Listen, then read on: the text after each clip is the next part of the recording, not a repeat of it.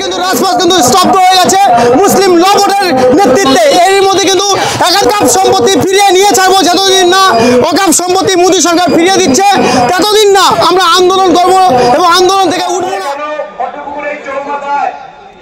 আমরা অবরোধ করেছি। আজকে দেখতে পাচ্ছি একটা বাস প্যাসেঞ্জার বসে আছে, তারা কষ্ট পাচ্ছে।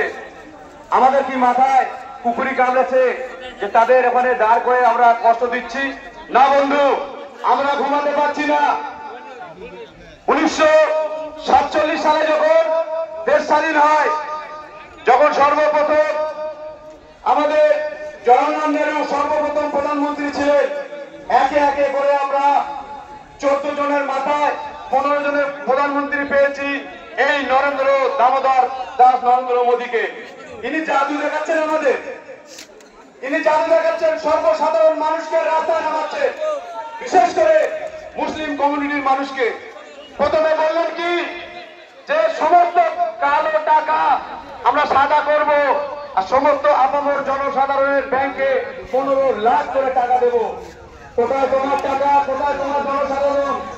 এই টাকা পরিবর্তন করতে গিয়ে আপনারা ভাবুন, প্রত্যন্ত গ্রামে একজন চাষি মানুষ সে টাকা জমিয়ে জমিয়ে চাষ করে রেখেছিল, তার ছোট্ট শিশু সে ব্যাংক খুলতে জানে না, সে এবারে মাঠে সে ব্যাংকে টাকা পরিবর্তন করতে হবে, মাঠের কাজ বন্ধ করে সে ব্যাংকে লাইন দিতে দিতে আমাদের বড় মানুষের প্রাণহানি হয়ে মারা গেল রোডে লাইন দিয়ে। এই জবাব কে দেবে? এই জবাব ওকে দিতে হবে। এরপর কি করলো? লাভ তাদেরকে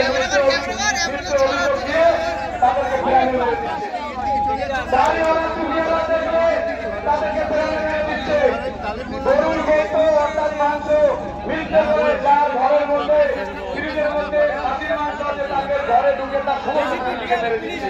মানে কি? মানে হলো একটা, উনি চাইছে যে এক রাষ্ট্র, এক নায়ক, এক আইন, এক কানুন করবে। আরে মোদী, এটা হবে না।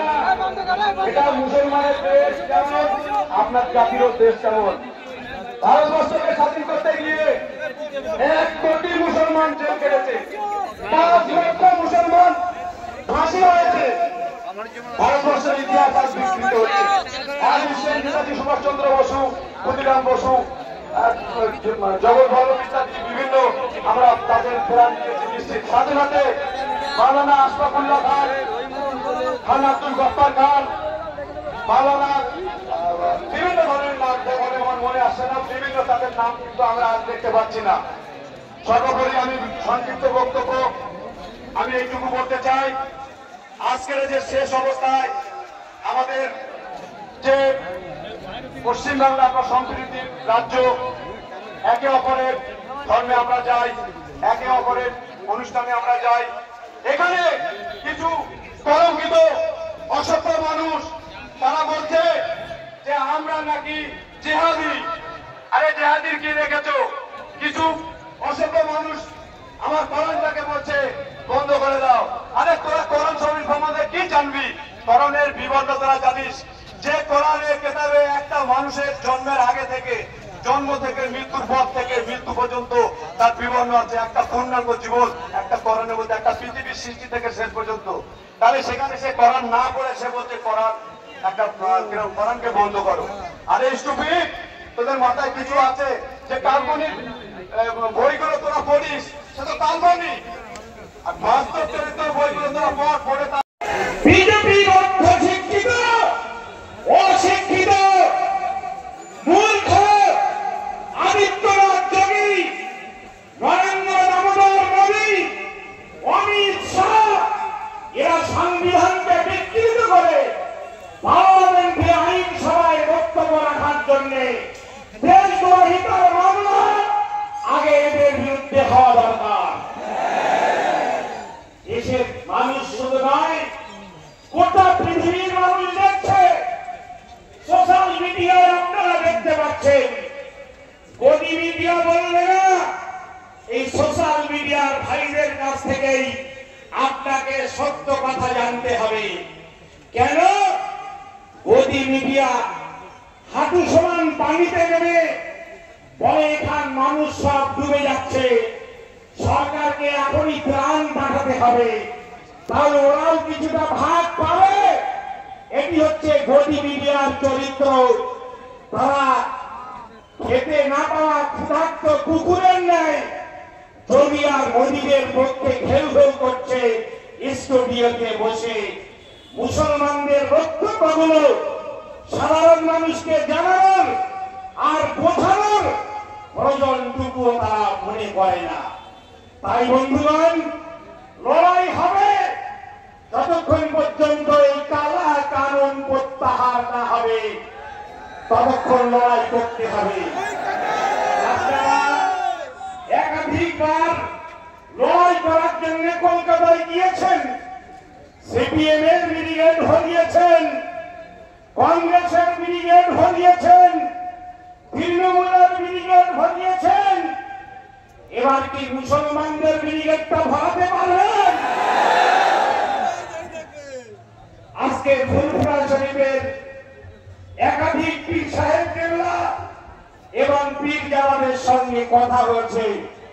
তারা বলছেন সভা অনেক হয়েছে, কিন্তু এবার ব্রিগেডে দাঁড়িয়ে আমরা স্পষ্ট ভাষায় বলতে চাই যে আমাদের উপরে আমাদের ধর্মীয় যে স্বাধীনতা, তার উপরে সামান্যতম হস্তক্ষেপ আমরা মেনে নেব না। আমার লড়াই করতে হবে জীবনের শেষ রক্তবিন্দু দিয়ে। আমরা জানি, আমরা আপনাদের যদি বলা হয় যে কাল সকাল পর্যন্ত এখানে বসে লড়াই করতে হবে, আমি জানি আপনারা ক্ষুধার্ত থাকতে পারেন। সামনে পবিত্র রমজান মাস বেরিয়েছে, আপনারা ক্ষুধার্ত থেকে লড়াই করতে পারবেন।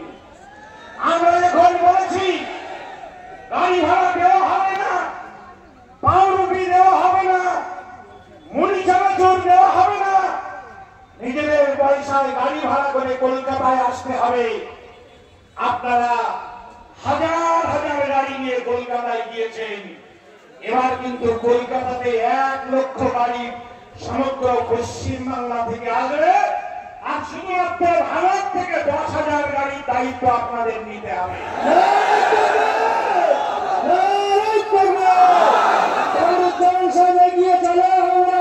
সঙ্গে আছি সংগ্রামী বন্ধুরা, আমরা জানি আমাদের লড়াই করে বাঁচতে হবে। আমাদের ভাই যারা ফিলিস্তিনে লড়াই করছে, সে শিশু থেকে শুরু করে বয়স্ক, তারা দেশের জন্য প্রাণ দিচ্ছে, মাতৃভূমির জন্য প্রাণ দিচ্ছে, বাইতুল মুকাদ্দাসের জন্য তারা প্রাণ দিচ্ছে। যে বাইতুল মুকাদ্দাস পৃথিবীর মুসলমানদের প্রথম কেবলা, তার জন্য হাসি মুখে তারা শাহাদাত বরণ করবে, কিন্তু তারা আত্মসমর্পণ করবে না। কেন? উর্দুতে একটা আমাদের মুরব্বীরা বলেন, মুসলমান কবি বুজদিল নেই হতা, ঈমান আর বুজদিল দুটো একসাথে হয় না। মুমিন আর কাপুরুষ এই দুটো কখনো হতে পারে না। যে মুমিন হবে সে কাপুরুষ হবে না, যে কাপুরুষ হবে সে মুসলমান হবে না। ফলে আমাদের পরিচয় আমরা মুমিন, আমাদের পরিচয় আমরা মুসলমান। কাপুরুষ হটাও, কাপুরুষ হটাও, দেশ বাঁচাও। এটা আমাদের দেশ, এটা নরেন্দ্র মোদীর দেশ নয় যে তারা যা সিদ্ধান্ত নেবে সেই সিদ্ধান্ত আমাদের মানতে হবে। এটা আর যাই হোক, জেনে রাখবে নরেন্দ্র মোদী, তুমি তোমাদের অটল বিহারী বাজপেয়ীর ইতিহাসটাও করে নিও। তোমরা যাকে বীর বলো, দেশের স্বাধীনতা আন্দোলনের ইতিহাস এবং ঐতিহাসিকরা সেই সাভারকরকেই কাপুরুষ বলে। তোমরা বলো বীর সাভারকর, ভারতবর্ষের স্বাধীনতা সংগ্রামের ইতিহাস বলে কাপুরুষ সাভারকর। ওটা আরএসএস এর নেতা।